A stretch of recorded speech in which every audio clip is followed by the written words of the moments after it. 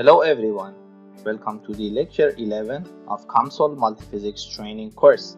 Today we are going to continue on the electrical stimulation problem that we started in the previous video.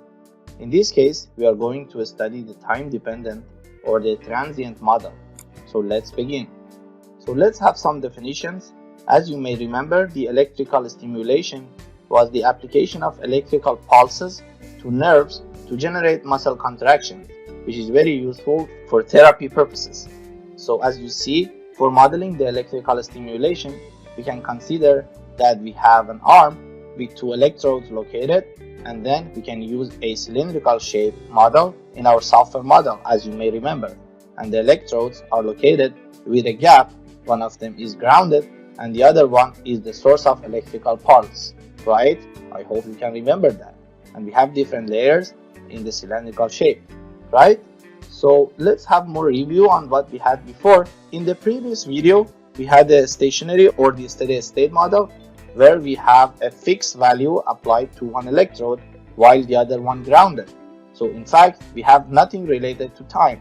We applied a constant value as the input current, right? We found the potential and current distribution through the domains, and we also studied the activating function, which was the benchmark on knowing how the electrical stimulation is effective. The activating function was calculated as the second spatial derivative of the potential, right? And we also discussed that the stationary model only considers the conductance of domains, and the permittivity is not included in the governing equation, right? However, in today's model, we are going to study the transient model.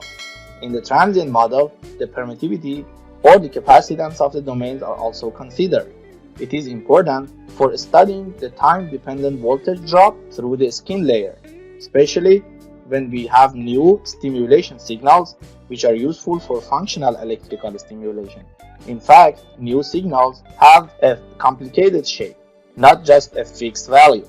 For example, we will have a case today, and we also use the time-dependent model for voltage regulated studies.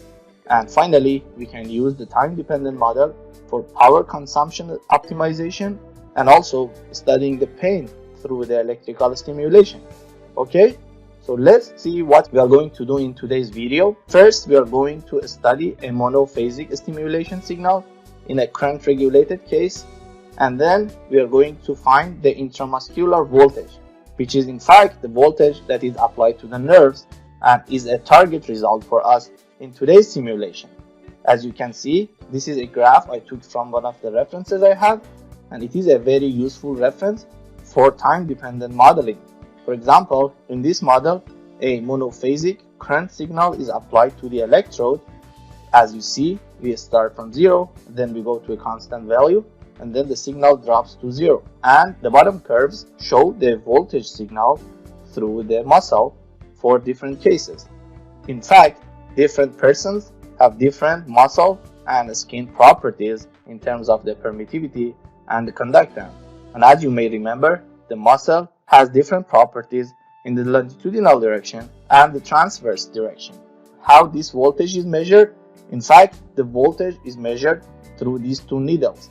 The needles are located within the 2 centimeters distance between the two electrodes, and they are also inserted inside the muscle for 2 centimeters. So this voltage shows the potential difference between the two needles when they are penetrated 2 centimeters inside the muscle, which actually is the location of nerves, right? Again, let's review this figure. We have the bone, muscle, fat, skin, and the two electrodes. It's a 3D model from the reference. However, we are going to simplify it in a 2D. So if you are more interested on these topics, I do recommend you to review this reference. All the numbers and values we use are based on this one. Okay, today we are going to study case F with these values and see if we are getting this signal.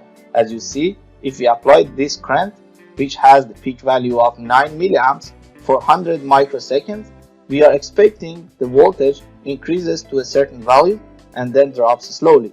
And we are in the range of 0 to minus 0.5 volt. Let's see if we get that in today's model when we use these values as the properties of muscle and skin. After that, We are also going to use a biphasic stimulation signal, which we have two phases for the stimulation, where we start with a large and positive value of amplitude of the signal for a short time. Then we have a negative but small amplitude in the longer time. If you want to understand why this signal is applied, it has something to do with the comfort and the effectiveness of the stimulation. I don't want to go through the details. So let's see if we can model this function as well and find the intramuscular voltage. Let's begin. Okay, so we are in the software environment. We are going to use the electric current interface as before, and there is no study here. I'm going to add it later. Okay, so let's see what we have before. I used my previous case, so I don't want to go through the steps one by one. So in the parameters, I have the electrode length, the gap, the thickness, the arm length, and other geometrical properties that you can find in here, and I've selected them based on the reference I used. And also I added the current amplitude, which is 9 milliamp based on the reference here, and this value is selected based on some practical cases. Okay, then we have the geometry, which is made here. We have all these sections. So we have the bone marrow, cortical bone, we have the muscle, we have the fat layer and the skin, and also we have the electrodes, and distance and the size of the electrode are defined in the parameter, right? So we are good with the geometry, and as I said, I want to quickly go over that. So for the material, we have all the parameters such as the electrical conductivity and permittivity based on the reference, and for the skin, we are using the values we had in the table for the case F, and for muscle, again, we are not dealing with a simple case, so we have defined the properties as a matrix, and these values are in the longitudinal and transverse directions for both conductivity and permittivity, and the values you can find in the table I showed, right? So we have defined the parameters for the case F in the table, right? That's it. So let's continue on the important parts. So as you see, in the electric current, I used the out of plane thickness as the size of the electrode. Okay, now we have to define the boundary conditions. So if I right click, as usual, we have ground, and then I'm gonna use the right electrode on top as ground. Now we have to define the electric current signal here. There is no constant value. So how can we do that? To define the function that represents our signal, we go to global definition, we right click, and then we have the functions, and then we use a piecewise function, and then in here you can name it as Monophasic, and then the name is F, just a random name. The argument I use t, time, and now I have to define the piecewise function which resembles our monophasic signal from the reference here. So to do this, I start from 0 and then to a very small amount of time, for example 5 microseconds, and then I give it as a 0 value, and then from 5 microseconds to 105 microseconds, and as you remember, the duration of the signal was 100 microseconds. So it is 1, and then 1, 0, 5, e minus 6, 2, 240, e minus 6, and again this is 0, right? Now we have to define the units, and in here I use s, seconds, as the unit. So everything is good, and then if I click on plot, I will get this. So as you see, we have ft, and this is time in seconds. So we start a little bit after 0, then go to 1, and then for 100 microseconds we have a constant value, and then it drops to 0 to 240 microseconds. This is exactly the signal that was shown in my reference. Don't worry about the amplitude, we can either apply the amplitude in here or in the boundary condition. So we are good with the definition of the signal, and then we go to the electric currents, we right click, we use a terminal because we want to apply the function, then we select the top of our left electrode, which is our cathode, and then in here in the current we use IA, which is the amplitude of our signal, times ft, right? Again, you don't have to be worried about the amplitude. We applied the 9 milliamps in here, right? Now we are good with the physics, with the mesh. Then we go to mesh. I use extremely fine, and as you see, I already have the meshes, and it is very simple. As we don't have any nerves as 1D in here, the meshing is just fine. Now we are done with mesh. I need to define the study. So I go to a study, and then in the study, I just have add study because there was no study in my model. And then I click on time dependent and add study, right? Now we added our study in here. So as you see, if you want to use the previous model, just remove the stationary study and add it, or you can disable it, or you can have both if you want. But for here, we are going to have the time dependent. So I'm going to close this, and now in the time dependent, I'm going to change the time unit to microseconds because we are in this range, and we change from 0 to 240 microseconds. I'm going to increase this a little bit because I want to make it faster. So we are all good. We want to solve it for the range that we have our monophasic current pulse, right? We are all set with that, and now we can click on compute and see the results. Okay, so the problem is solved, and we can have the electric potential distributed through the system at different times, right? For example, we can play with this time and get it at different time ranges. So you know how to use that, right? But this is not the one that we are looking for. We are looking for the voltage between 2 points inside the muscle. As you may remember, for the practical cases, we have 2 needles that are inserted inside the muscle, and the voltage between them, or the potential difference between them, is measured to find the voltage profile which is applied to the nerve. Let's see if we can mimic this case and get the results for that. So what we need 2 points as the tip of the needles and find the potential difference between them. To do this, let's go to the dataset, right click, and then define a point. So to find that, you can click on cut point 2D. I know the location that I'm looking for. It should be somewhere with the 2 centimeter distance from the electrode, and the depth should be 2 centimeters inside from the skin, right? So the X, based on the parameters that I defined, is LA, which is the arm length, divided by 2 minus 10 millimeter. So the center, and then 10 millimeters on the left hand side, and the Y is 30 millimeters. So if I click plot, it will be here. This point shows the point of the needle that I'm looking for. I'm gonna name it as left needle, right? Same thing. So I'm gonna duplicate this one, but here I'm gonna use plus 10, same height, and this is going to be the right needle, and then we click on plot. So this is another one, and now we can get any result that we want on these 2 points. In fact, by this method, we can get the results at different points. You can try other points, for example, in different depths of the muscle, right? However, the result gives us the electric potential at each point, but we need the potential difference between the 2 needles. So we need to define a new dataset, right? So I'm gonna click on dataset, and then I'm gonna have a joint, and then the first data is the right needle, and the other data is the left needle, and then we are looking for the difference. So see, we have other options as well, right? Summation, general, explicit, but here we want the difference. Remember, for this case, we want to find the electric potential difference. That's why we define this. So we can say voltage of needle, right?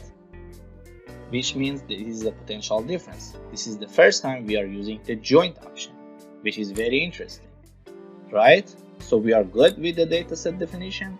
Now we need to plot it, right? So we right click on results and then 1D plot group. Why 1D? Because we want to see the change of voltage over time.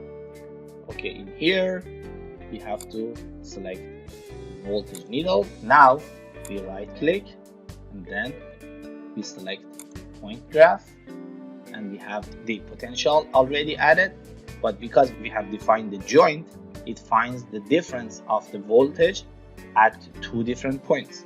I hope you get the point, right? What is the x-axis data? It is time, right? So we are all set. So we want to click on plot and see if we get the similar curve as what I showed in the presentation. Let's plot. Okay, so we are done and we got this result which shows our voltage between the two needles. As you see, we start from 0, it increases to a value, and we are in the range of 0 to minus 0.5, and then it decreases slowly. Exactly same behavior as what we showed in the presentation. The only difference is the amplitude, which is more than the curve that we had in the presentation, which could be due to different reasons, such as using 2D model versus the 3D model in the reference, or the electrode properties, and so on. But it's not the big deal for us. We want to show how we can apply a monophasic signal and get the intramuscular voltage, which is also applied to the nerves. It is very interesting. We could get the similar results as our reference showed, right? Very interesting. We can also get other results. We can plot the potential at different locations. We can play around with the results menu and find other outputs of the system. We can also extract these curves as points, right? Okay, so we are done with the monophasic simulation.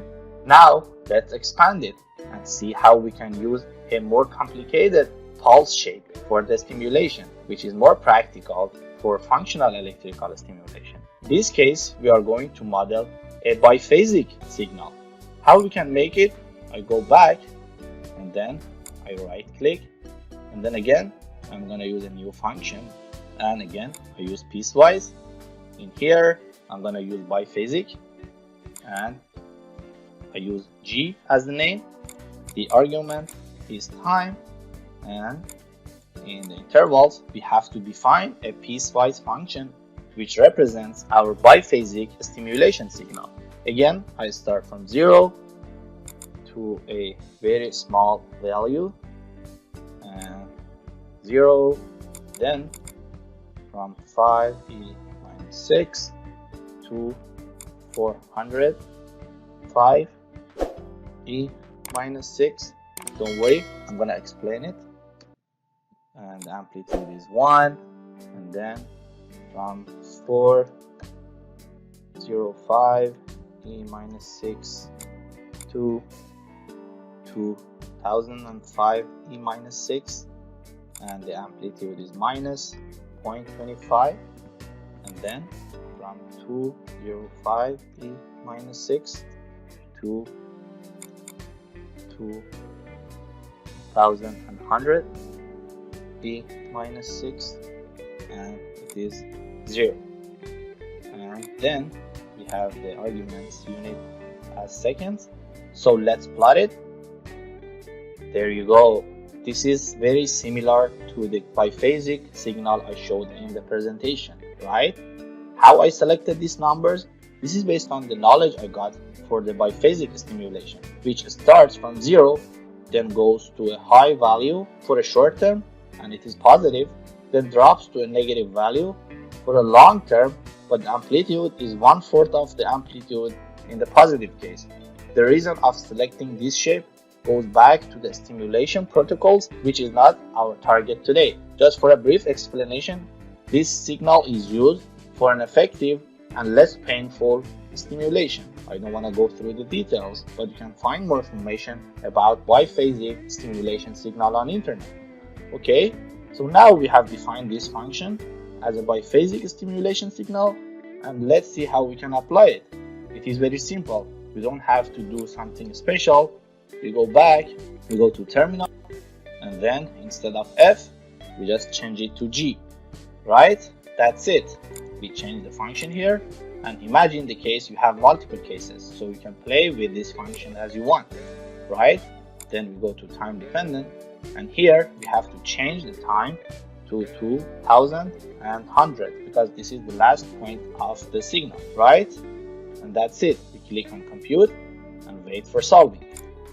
Okay, the problem is also solved for this case. Again, we have the electric potential distribution. So let's see what is the intramuscular voltage. If I click on the plot that I made before, I can get the curve of voltage between the two needles. So I don't have to repeat the steps again. So let's see how it looks. There you go, we got the curve in this shape.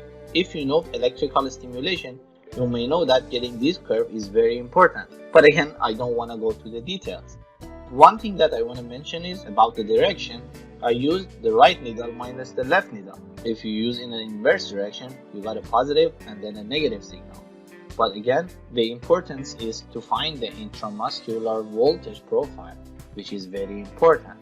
Also, you can try other signals if you want. In addition, if you have different cases, for example, different muscle and skin properties, same as the cases I showed in the slides from the reference, you can try them in here. You can change the values of skin and muscle and then do the simulation. So in fact, you can do the same thing for different cases and different parameters. I hope you got the idea of time dependent or the transient model for the electrical stimulation modeling. Thank you and stay tuned for the next videos.